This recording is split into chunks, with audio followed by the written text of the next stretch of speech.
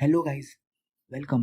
तो गाइस, आप लोग देख रहे हैं सी प्रोग्रामिंग सीरीज का एपिसोड नंबर 3। इसके पहले के 2 एपिसोड में अपन ने देखा था कि पहले तो इस कोर्स का इंट्रो, कि ये कोर्स किस पे होने वाला है, किसके लिए स्पेशली डिज़ाइन किया गया है, और फिर क्या होता है प्रोग्रामिंग, और फिर उसके बाद कंप्यूटेशनल थिंकिंग कैसे डेवलप की जाती है, और इससे रिलेटेड कुछ बेसिक कंसेप्ट। तो आज के इस वीडियो में, जैसा कि आप सभी लोगों को दिख ही रहा होगा, कि सबसे पहले हम जानेंगे हिस्ट्री बिहाइंड सी, यानी कि कब, किसने और कहाँ बना दी हमारी प्यारी सी प्रोग्रामिंग लैंग्वेज। फिर मैं आपको सी के कुछ एप्लीकेशंस बताने वाला हूँ। फिर एक जो स्टूडेंट्स का मन डगमग डगमग हर किसी स्टूडेंट का होता है कि भाई पहले सी सीखूं या सी प्लस प्लस, हम उस पर बात करेंगे। और उसके बाद भाई मैं आपको बताऊंगा कि सेटअप कैसे लगाया जाता है कंप्यूटर में सी सीखने के लिए या सी कोड करने के लिए। ठीक है गाइस, और भी वगैरह वगैरह कुछ बातें करेंगे। तो चलो, तो फिर सोच क्या रहो, चलते हैं। तो guys, who when and where developed see. तो यार कहानी है कुछ 1972 की, अमेरिका की कहानी है ये, कि AT&T's बेल लेबोरेटरीज करके एक कंपनी होती है अमेरिका में, अभी भी है, तब तब वो फाउंड की गई थी। तो वो कंपनी जो थी, उसके अंदर एक शख्सियत काम करते थे, डेनिस रिची करके। इन्होंने भाई बनाई थी पहली बार सी प्रोग्रामिंग लैंग्वेज 1972 में। डेनिस रिची ने AT&T's बेल लेबोरेटरीज जो यूएसए में है, वहाँ पे बनाई थी सी प्रोग्रामिंग लैंग्वेज। और AT&T's स्टैंड किसके लिए करता है? American telephone and telegraph company. ये कंपनी है, उसको शॉर्ट में AT&T's कहते हैं। ठीक है गाइस, तो अब यार क्या होता है, जैसे भी कोई भी चीज़ आती है ना, तो उसके नई नई चीज़ आती है, तो उसमें अपडेटेड वर्जन आते जाते हैं एक के बाद एक। तो अलग अलग क्या होता है, पुराने फेल होते हैं तभी नए आते हैं। तो अभी कैसे होता है कि जैसे कि आपने केमिस्ट्री में आयुपेक नेमिंग सिस्टम पढ़ा होगा, international union of pure and applied chemistry. तो वो क्या करते हैं कि जो अलग अलग रीजन्स में सेम चीज़ को अलग अलग नाम से पहचाना जाता है। जैसे कि अपन लोग जो बेकिंग सोडा यूज़ करते हैं, उसका रियल नेम होता है sodium bicarbonate according to IUPAC, NaHCO3 होता है वो, लेकिन उसको कॉमन लैंग्वेज में अपन बेकिंग सोडा बोल देते हैं, या किसी और कंट्री में कुछ और बोलते होंगे। वैसे ही जब पहली बार सी निकली तो उसके अलग अलग प्रोटोटाइप बनने लगे, यानी कि अलग अलग सी जो बन रहे थे कंपाइलर, उनके अंदर set of rules and regulations अलग अलग बनने लगे, सिंटैक्स और सिमेंटिक्स अलग अलग चल रहे थे। तो इन डिफरेंसेस को मद्देनजर रखते हुए बहुत दिक्कतें आने लगी थी, इसलिए सी का स्टैंडर्ड वर्जन बनाना बहुत ज़रूरी हो गया था, जो ऑल ओवर वर्ल्ड वाइड एक ही चले, मतलब रूल सेट सारे सेम रहे हर जगह। तो इसलिए फिर एक ऑर्गेनाइजेशन बनाया गया, अमेरिकन नेशनल स्टैंडर्ड्स इंस्टीट्यूट, जिसको एनसी के नाम से जाना जाता है। और इन्होंने काम करना चालू किया स्टैंडर्डाइज करने पे सी के ऊपर। तो अब क्या होता था गाइस, जिस ईयर में सी का स्टैंडर्ड वर्जन लॉन्च होता था, उसी के ऊपर उस स्टैंडर्ड का नाम रख दिया जाता था। अब सिंस अपडेट आते गए तो नए नए स्टैंडर्ड के नाम भी बदलते गए। 1989 में जो आया था तो C89 नाम हो गया, 1999 में C99 पड़ गया, 2011 में जो आया C11 उसका नाम हो गया। और ऐसे करते करते जो अभी अभी तक अपना चल रहा है, ये वीडियो जब मैं बना रहा हूँ, तो जो लेटेस्ट मैंने देखा था वो है 2018 में जो निकला था C18। ठीक है गाइस, तो C18 अभी का लेटेस्ट सी लॉन्च है। और एक बार फिर से याद कर लीजिए, 1972 में AT&T's बेल लेबोरेटरीज में डेनिस रिची ने बनाया। वैसे इतना याद करने की कोई जरूरत नहीं है, जैसे मैंने आपको नॉलेज के लिए बता दिया है। ठीक है गाइस, तो अब आगे चलते हैं। तो गाइस यार, एप्लीकेशन सी लैंग्वेज की, तो सी लैंग्वेज यार बहुत ही काम की लैंग्वेज है। आप लोगों को ऐसा लगता होगा कि यार अब इसका ज़माना चले गया, बहुत पुरानी हो गई है, लेकिन ये one of the most simplified languages है। इसमें प्रोसेसिंग स्पीड काफ़ी फास्ट रहती है, तो इसका यूज़ भी काफ़ी अच्छा है। जैसे कि जो विंडोज़ ऑपरेटिंग सिस्टम आप देख रहे हैं, यूनिक्स देखते हैं, लिनक्स देखते हैं, इन सबको जब बनाया गया तो इनके डेवलपमेंट में सी लैंग्वेज का बहुत बड़ा रोल है। जो डिवाइस ड्राइवर प्रोग्राम्स होते हैं, जो डिवाइस ड्राइवर प्रोग्राम्स क्या होते हैं, हमको जैसे कि प्रिंटर कनेक्ट करना है या स्पीकर हमारे कंप्यूटर में सिस्टम में कनेक्ट करना है, तो वो रिकॉग्नाइज करने के लिए आपको एडिशनल उस पर्टिकुलर कंपनी के प्रोग्राम डाउनलोड करने पड़ते हैं या ऐप डाउनलोड करना पड़ता है। ठीक है, जैसे कि आप सैमसंग का प्रिंटर चला रहे हैं, तो आपको सैमसंग का कोई ऐप होता है वो डाउनलोड करना पड़ेगा, तब जाके आप सैमसंग का प्रिंटर रिकॉग्नाइज कर पाएगा।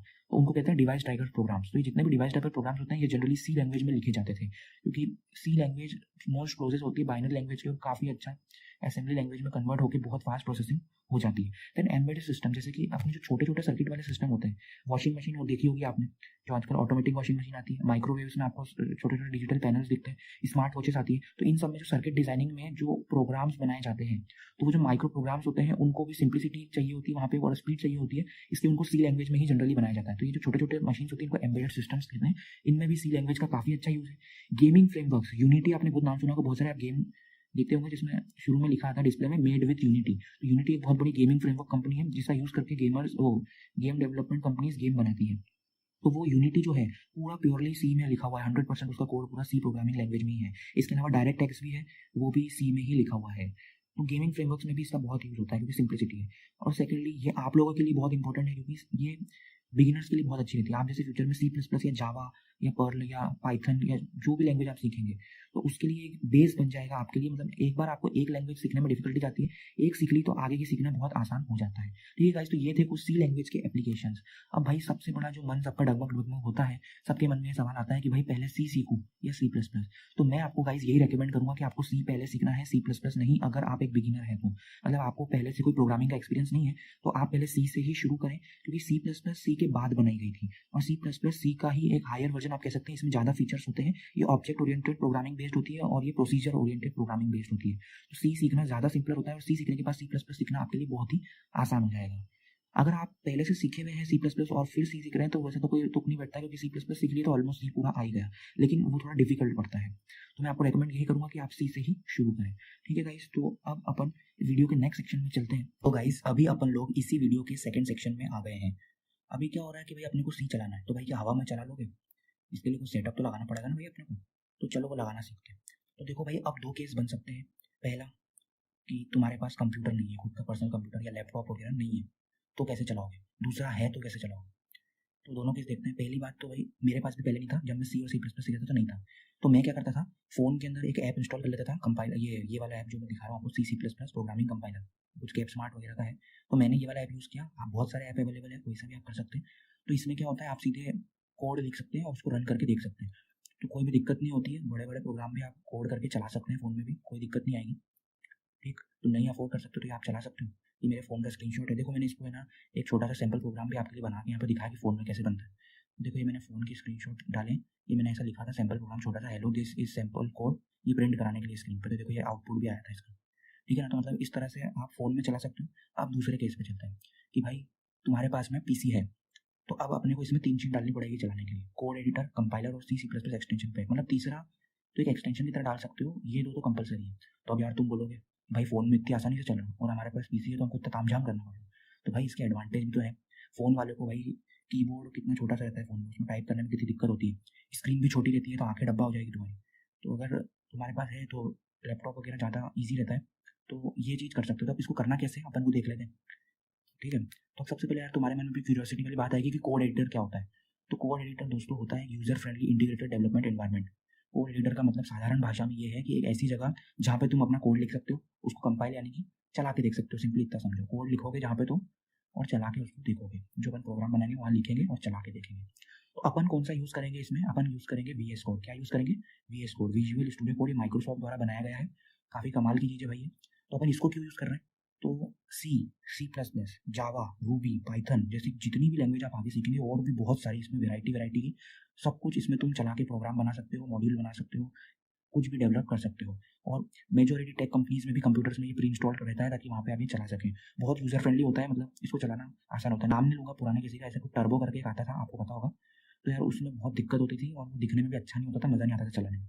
ये यूज़र फ्रेंडली, इसमें नाइट मोड वगैरह भी रहता है, आपकी आंखों पर ग्लेयर नहीं पड़ेगा, रात में भी चला रहे हो तो एक नंबर काम देगा।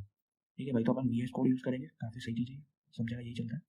ये एक IDE है, integrated development environment, user friendly है काफ़ी। ठीक, इतना समझ लो। तो ये होता है कोड एडिटर। अब अगली चीज़, कंपाइलर क्या होता है ये भी मन में आ रहा होगा। तो मान लो यार कि आप हो और आपका एक कोई पड़ोसी है, आपको दोनों को आपस में बात करनी है। अब दिक्कत ये है कि आपको आती है हिंदी और आपके पड़ोसी को आती है खाली इंग्लिश, तो वो हिंदी बोल नहीं सकता और आप इंग्लिश बोल नहीं सकते। तो अब दोनों के बीच में कम्युनिकेशन या बातचीत कैसे होगी? तो इसके लिए आपको बीच में एक तीसरे व्यक्ति की ज़रूरत पड़ेगी जिसको हिंदी और इंग्लिश दोनों आते हैं। अब वो गलत फ़ायदा उठाए और आप दोनों की बातों को अदला-बदली कुछ-कुछ बोल के बताए तो बात अलग है, लेकिन वो कर सकता है, उसको ट्रांसलेशन आता है। वैसे ही कंप्यूटिंग की टर्म्स में आपको जो तीसरे व्यक्ति की ज़रूरत है कंप्यूटर से बात करने के लिए, वो है कंपाइलर। क्योंकि क्या होता है, कंप्यूटर को तो 0 और 1 की बाइनरी भाषा समझ आती है, मशीन कोड या असेंबली कोड आप कह सकते हैं। और अपने को क्या प्रोग्रामिंग लैंग्वेज समझ में आ जाती है, क्योंकि अपन ने द्वारा बनाई गई है।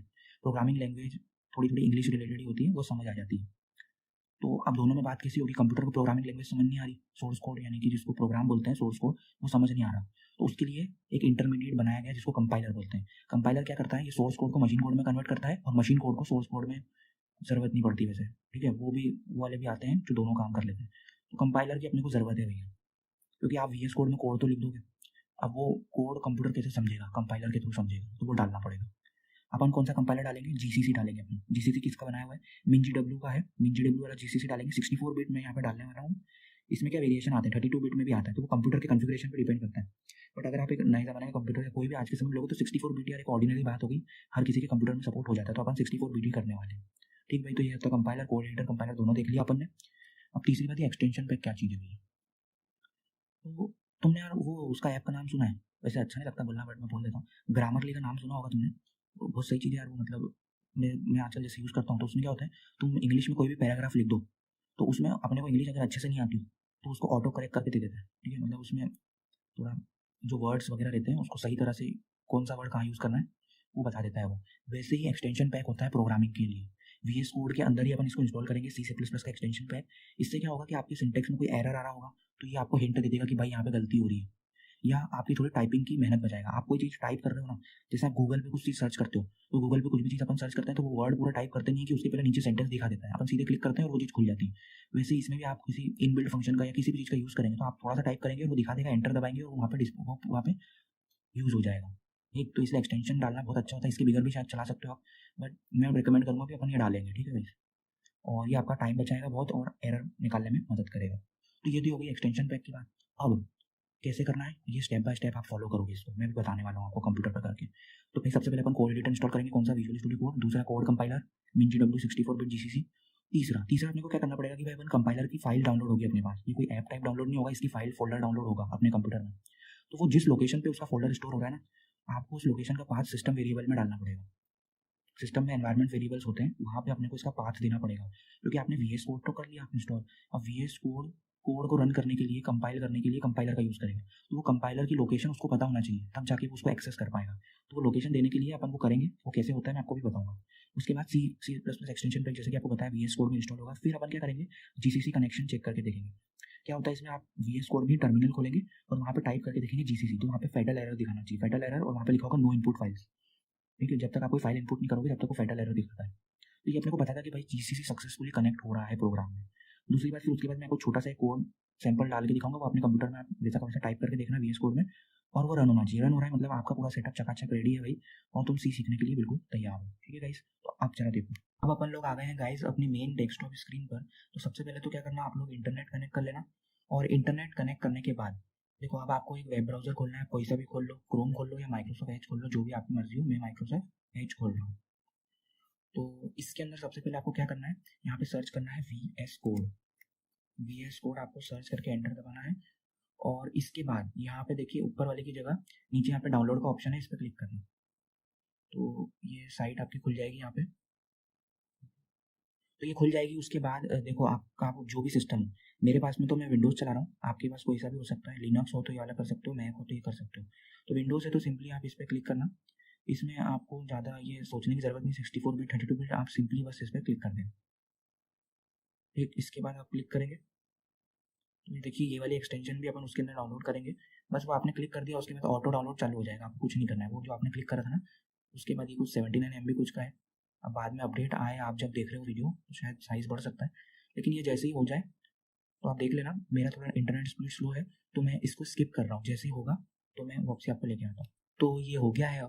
अब मैं इसको ओपन फाइल करके आपको ये हो जाएगा डाउनलोड, तो ऑप्शन आएगा, इस पर आप क्लिक करना। ठीक है, फिर उसके बाद ये आपको आपको एक्सेप्ट करना है एग्रीमेंट। ये हर किसी भी ऐप को इंस्टॉल करेंगे तो आता ही है, आई एक्सेप्ट द एग्रीमेंट पर क्लिक करना और जस्ट नेक्स्ट पर क्लिक कर देना। ठीक है, बस नेक्स्ट नेक्स्ट आपको क्लिक करना है। ठीक है, अब यहाँ पे कुछ ये आपको ऑप्शन मिलेंगे, आपको डेस्कटॉप पे आइकन चाहिए तो आप यहाँ पे डाल सकते हैं।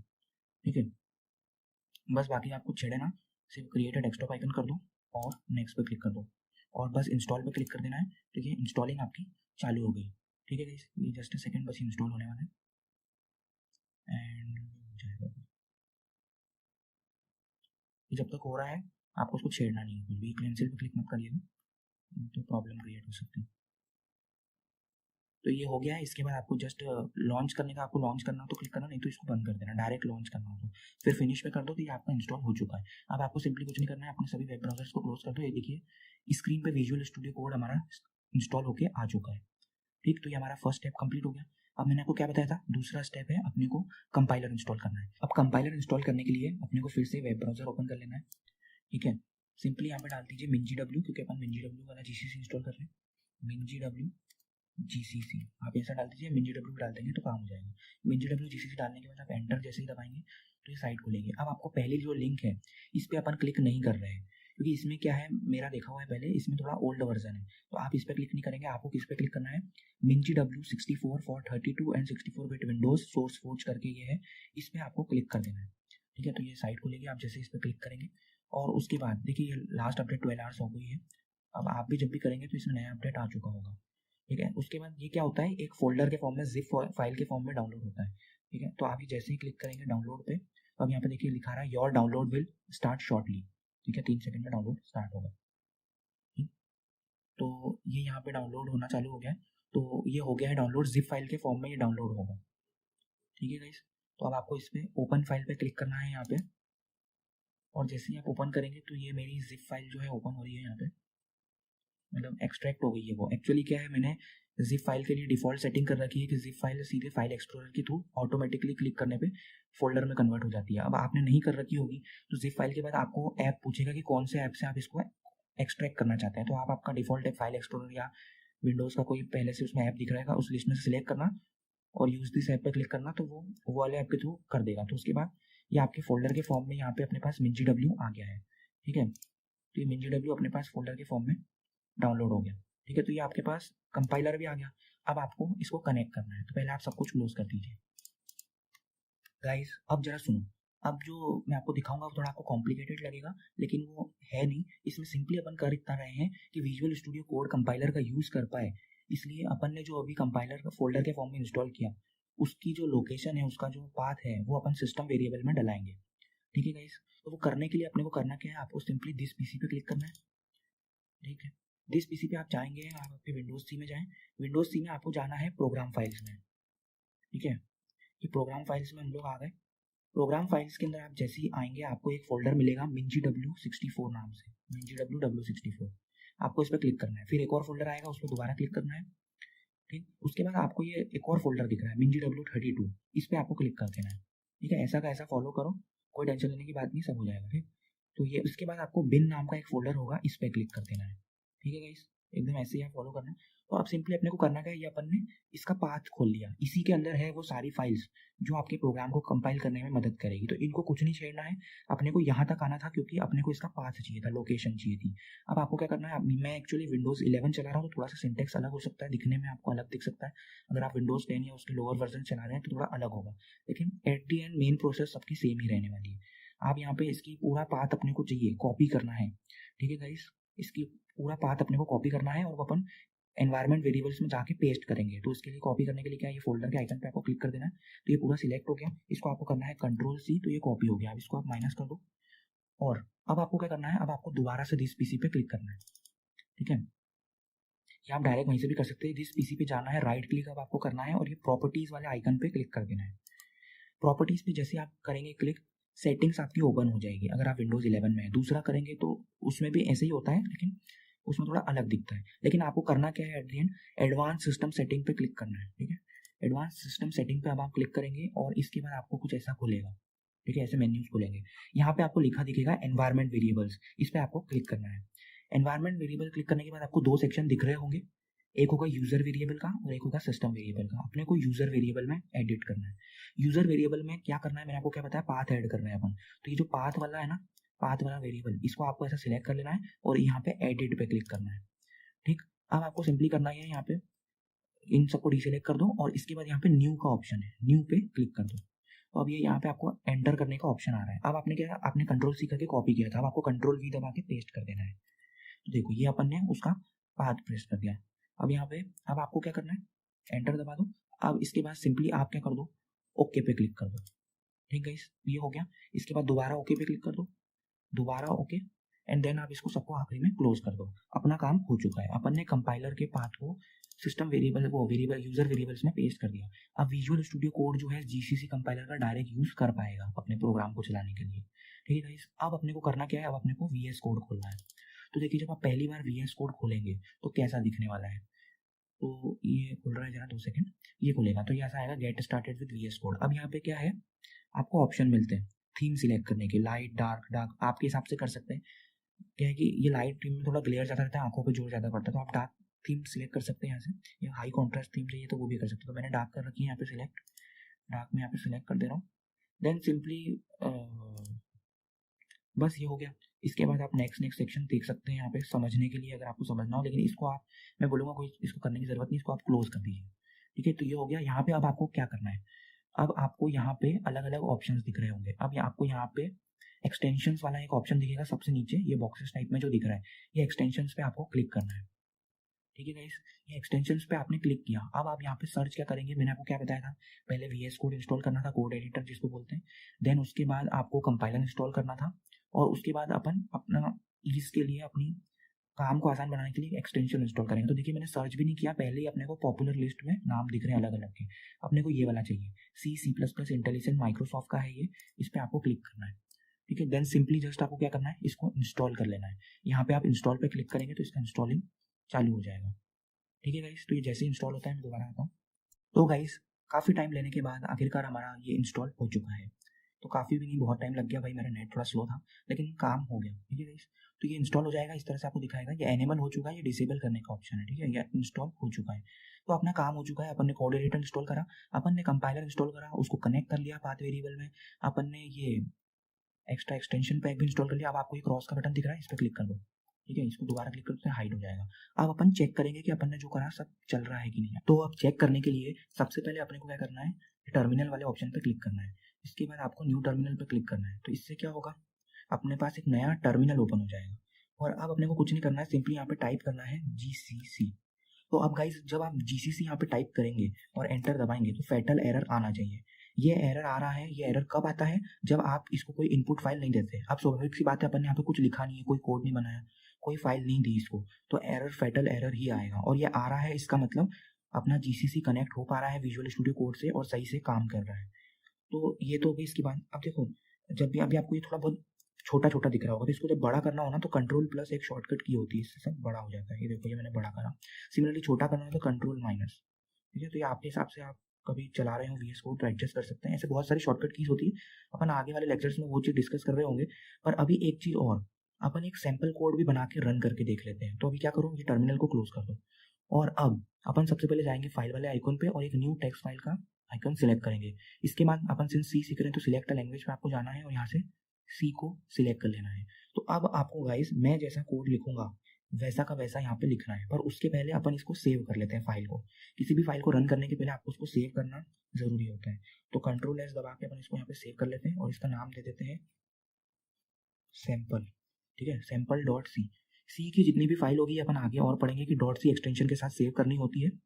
ठीक है, और अब मैं जैसा कोड यहाँ पे लिख रहा हूँ ऐसा कैसा आपको टाइप करना है। मुझे पता है आपको अभी समझ नहीं आएगा वो चीज़, लेकिन फिर भी आप रन करके वैसा का वैसा देख पाएंगे और आपको इतना क्लियर हो जाएगा कि आपका विजुअल स्टूडियो को सही से काम कर रहा है।